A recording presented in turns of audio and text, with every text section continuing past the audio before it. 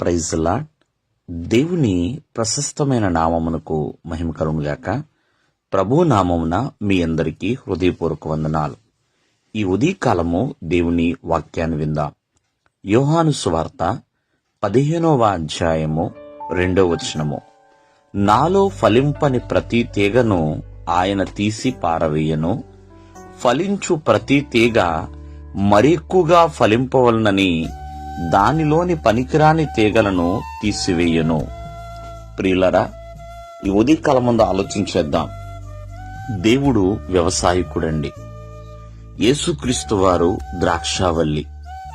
తీగలు ప్రేమిన వల్లరా ఆయన నమ్మినవారు, ఆయన యందు విశ్వాసం ఉంచినవారు. కాబట్టి ఎవరైతే ఆ యొక్క ద్రాక్షావల్లులు అంటు కట్టబడి ఫలిస్తూ ఉంటారో, ఆ ఫలించే ప్రతి తీగ ఎక్కువగా ఫలించాలని ప్రభువు కోరుకుంటున్నాడు. కానీ కొంతమంది ద్రాక్షావల్లిలో ఉన్నా ప్రేమిన వల్లరా ఫలించని స్థితిలో ఉంటున్నారు. కాబట్టి ఫలింపని ప్రతి తీగ బయట పారవేయబడుతుంది అనే విషయాన్ని మనం గ్రహించాలి. చూడండి, కొంతమంది మందిరాల్లోనికి వస్తున్నారు, సంఘాల్లో నివసిస్తున్నారు, సంవత్సరాల కొద్దీ దేవునిలో బాప్తిసాలు పొందుకుంటున్నారు. కానీ చాలా మంది లోతైన వాక్యపు అనుభవం లేని వారు ఉన్నారు, రక్షణ పాత్ర లేని వారు ఉంటున్నారు. ఎంతో మంది ప్రేమైన వల్ల దేవుని చిత్తాన్ని చేయకుండా, దేవునికి ఇష్టానుసారమైన జీవించకుండా జీవించేవాళ్ళు చాలా మంది ఉన్నారు. కావున ఉదయకాలం ముందు ఆలోచించండి. ఫలించే తీగవలే ఉన్నావా, పనికిరాని తీగవలే ఉన్నావా? ఎందుకంటే పనికిరాని తీగ ఖచ్చితంగా దేవుడు తీసివేస్తాడు అనే విషయాన్ని మనము గ్రహించాలి.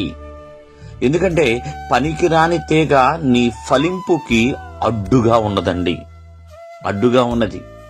ఒకవేళ నిన్ను ఫలించకుండా గర్వం అడ్డుపడుతుందా, మోసము అడ్డుపడుతుందా? ప్రియమైన వర్లరా, ఏ పాపము అడ్డుపడుతుంది అనేది దేవుడు ఖచ్చితంగా చూస్తాడు, దాన్ని తీసివేస్తాడు.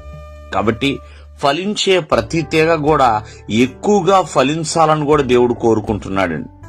ఎక్కువగా ఫలించాలి. అలా ఎక్కువగా ఫలించాలంటే ఏదైతే పనికి రాకుండా ఉందో దాన్ని కూడా దేవుడు తీసివేస్తాడు. కాబట్టి ద్రాక్షావల్లిలో అంటు కట్టబడితే మనము ఫలించగలుగుతాం. ఎలా ఫలిస్తామో అని చాలా మంది అనుకుంటూ ఉంటారు.